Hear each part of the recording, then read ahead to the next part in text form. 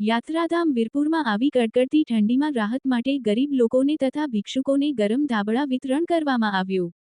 અત્યારે ઠંડીની ઋતુ ચાલી રહી હોય ત્યારે આવી કડકડતી ઠંડીમાં ભિક્ષુકો તથા સીમ વિસ્તારમાં રહેતા મજૂરોને ઠંડીમાં રાહત મળે તે માટે જલારામ મંદિર, ગ્રીનફોર્ડથી પોરબંદરના વતની કેતનભાઈ દાવડા નામના એક જલારામ બાપાના ભક્ત દ્વારા આશરે 500મી વધુ ધાબળા મોકલવામાં આવ્યા અને જે ધાબળા વીરપુરની આસપાસના સીમ વિસ્તારમાં રહેતા ગરીબ લોકોને તથા અન્ય જરૂરિયાતમંદ સાધુ સંતો તથા ભિક્ષુકોને વિતરણ કરવાના હોય ત્યારે સેન સમાજ વાણંદ જ્ઞાતિ મંડળ ટ્રસ્ટ વીરપુરના પ્રમુખ અનિલભાઈ જે.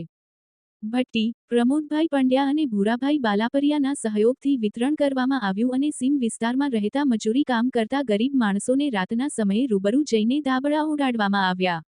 ભાગ્યેશ ડોબરિયા, ન્યૂઝ 14 વીરપુર, જલારામ। જય શ્રી કૃષ્ણ, જય જલારામ। મારું નામ કેતન દાવડા છે। હું પોરબંદરથી આવું છું।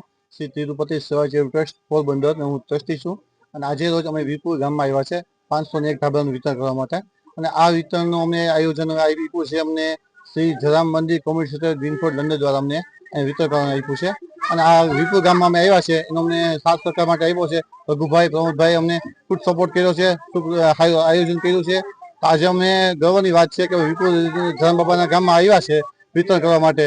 તો આ 501 ધાબળાનું વિતરણ કરી અને લોકોને ગરમ ધાબળા આપી અને અમે આશીર્વાદ લઈએ છીએ।